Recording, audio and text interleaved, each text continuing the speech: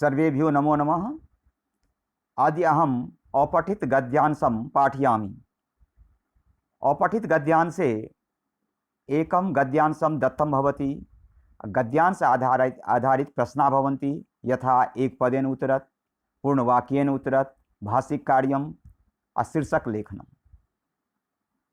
एक पदेन उत्तरत्, answer in one word. So you should try to give answer only in one word. पूर्णवाक्येन उत्तरत्, answer should be given in one sentence. But if you feel difficulty, you can write in two sentences. Teacher will give marks if there is answer.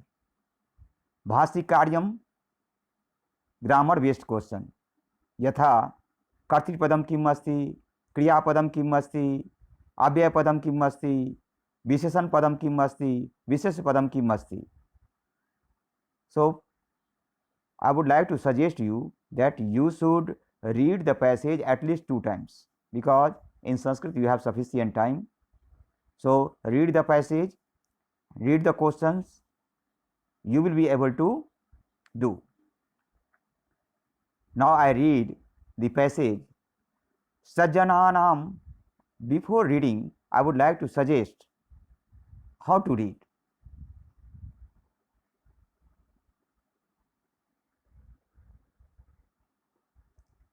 For example,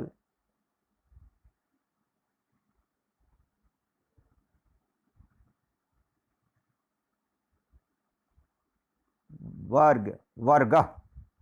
तो अगर आप पढ़ते हैं तो पहले rape को पढ़िए, उसके बाद जिस पर रेप रहता है उसको पढ़िए. ये नहीं कि पहले व पढ़े फिर ग पढ़े फिर रेप पढ़िएगा, तो फिर तो क्लियर आवाज़ होगा ही नहीं. इसलिए पहले क्या पढ़िए, व, फिर उसके बाद रेप पढ़िए, फिर जिस पर रेप है उसको पढ़िए, और विसर्ग है तो ह साउंड मुंह से निकलना चाहिए. तो वर्ग. इसी तरह से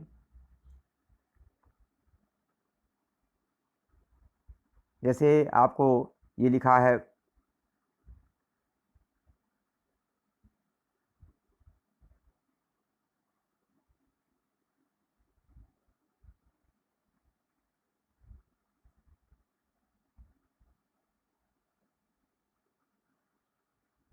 ये पहला जो यहाँ पर जो लिखा है ये कुर्म, अ भी है इसमें, कुर्म म में अ भी है. और दूसरा जो है इसमें केवल अ ही नहीं है, ह भी है, कुर्म. और तीसरा जो है इसमें अ नहीं है, विदाउट अ, हलंत लग गया म में, इसका मतलब विदाउट अ, तो कुर्म. तो पढ़ने के लिए सबसे ज़रूरी है कि आपको उच्चारण का ध्यान रखना चाहिए. अगर आपका रीडिंग क्लियर है तो फिर अंडरस्टैंडिंग भी क्लियर होगा. अगर आपका रीडिंग भी है, अंडरस्टैंडिंग भी है, तो लर्निंग भी होगा आसानी से. जब लर्निंग भी हो जाएगा तो फिर राइटिंग होगा. तो there are 4 steps. First step is reading. Reading should be clear, and for reading you should read again again. और रीडिंग जब क्लियर हो जाएगा तो जितना रीडिंग क्लियर उतना अच्छा समझ में आएगा. तो रीडिंग करते रहना चाहिए, बहुत ज़रूरी है.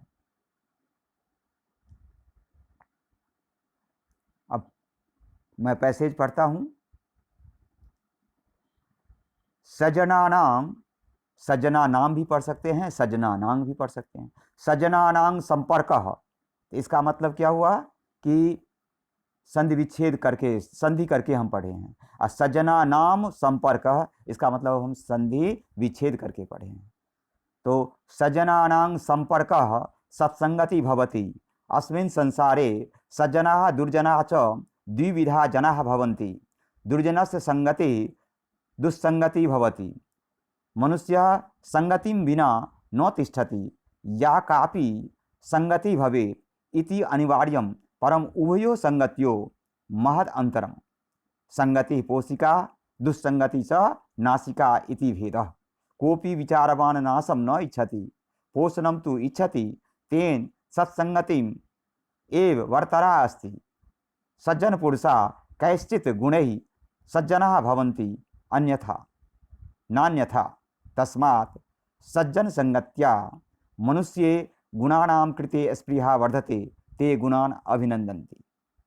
एक पदेन उत्तरत्, कः संगति विना न तिष्ठति, कः मनुष्य, कः, कः में प्रथमा विभक्ति एक वचन है, तो answers word should be in प्रथमा विभक्ति एक वचन।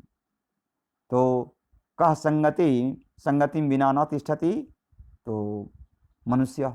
विचारवान किम न इच्छति, विचारवान किम न इच्छति, तो विचारवान जो यहाँ पर आपको मिलेगा विचारवान न इच्छति, वहीं पर आपको आंसर मिल जाएगा कि विचारवान किम न इच्छति। कोपि विचारवान नासम न इच्छति, यहाँ पर नासम दिया हुआ है, तो विचारवान नासम न इच्छति। कस्य संगति दुस्संगति भवति, कस्य संगति, किसकी संगति दुस्संगति भवति, तो दुर्जनस्य संगति। कस्य षष्ठी विभक्ति है, तो answer should be also in षष्ठी विभक्ति। कथम मनुष्य गुणानाम कृते स्पृहा वर्धते, कथम कैसे, तो स्पृहा वर्धते लास्ट लाइन में है कि सज्जन संगत्या मनुष्य गुणानाम कृते स्पृहा वर्धते, तो इसमें कौन सा वर्ड की जरूरत है इसमें, तो कथम, तो सज्जन संगत्या। अब पूर्ण वाक्येन उत्तरत्, संगति एव वर्तरा कथम भवन्ति अस्ति। अब इसका आप पैसेज में ढूंढिएगा, तो सत्संगति एव, ये नहीं कि पहला लाइन, जो पहला जो क्वेश्चन है वो पहला लाइन में ही होगा, कोई गारंटी नहीं है, ये आपको पैसेज पढ़ते रहना, इसलिए क्या 2 बार कम से कम पैसेज पढ़िए। तो सत्संगति एव वर्तरा कथम भव अस्ति, तो वर्तरा जहाँ पर आपको मिल जाए वहाँ पर आपको आंसर मिल सकता है। तो इसमें आपको यहाँ पर लिखा हुआ है कि ये सेकंड लास्ट लाइन में लिखा है, कोपि विचारवान नासम न इच्छति पोषणम तो इच्छति तेन सत्संगति एव वर्तरा अस्ति। आप पूरा ये लाइन लिख दीजिए। उभयो संगतियों का भेदा, का भेदा, जहाँ भेदा मिल जाएगा वहाँ लिखिए। अगर आपको थोड़ा दिक्कत होता है, जैसे भेदा लिखा है, ये संगति पोषिका दुस्संगति नासिका इति भेदा, यहाँ मिल गया, तो सिर्फ छोटा पैसेज है, ढूंढना आसान है। अब पूर्ण वाक्यन भी हो गया। भाषिक कार्यम अनुच्छेदे आगतस्य ते इति कर्तृपदम क्रियापदम किम आगतम, क्रियापदम किम आगतम, क्रियापद क्या आया है, तो ते के लिए ते क्या है, प्रथम पुरुष बहुवचन है, तो प्रथम पुरुष बहुवचन में इच्छति जो है सो एक वचन है, कोई हो ही नहीं सकता है। और अभिनंदंती कथितम जो है ये भी नहीं हो सकता है, बहुवचन में है, तो इसीलिए इसमें भवंती या अभिनंदंती जो है ये हो सकता है, लेकिन इसमें भवंती होगा।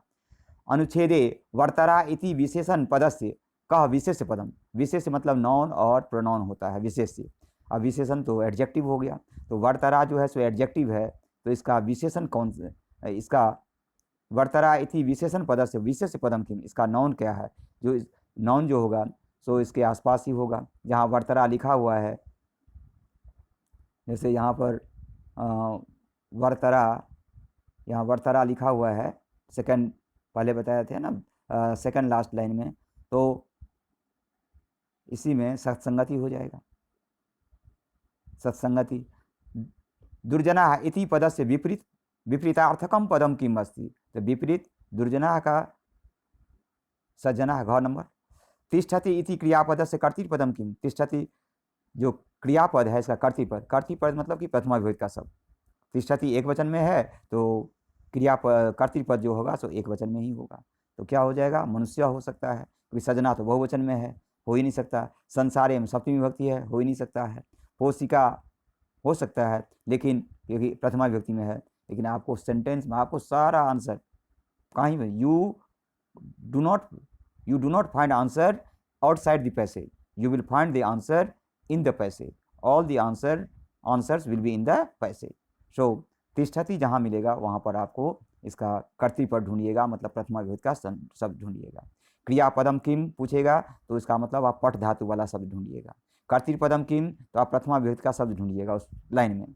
और विशेषण पदम किम तो विशेषण मतलब एडजेक्टिव होता है, तो जहाँ पर शब्द है, दो प्रकार का विशेषण पद ढूंढने के लिए कहा जाएगा। एक रहेगा कि शोभना बालका अनयो पदयो विशेषण पदम किम, मैंने दो पद दिया गया है शोभना बालका, उसमें विशेषण पद कौन सा है, तो शोभना हो जाएगा।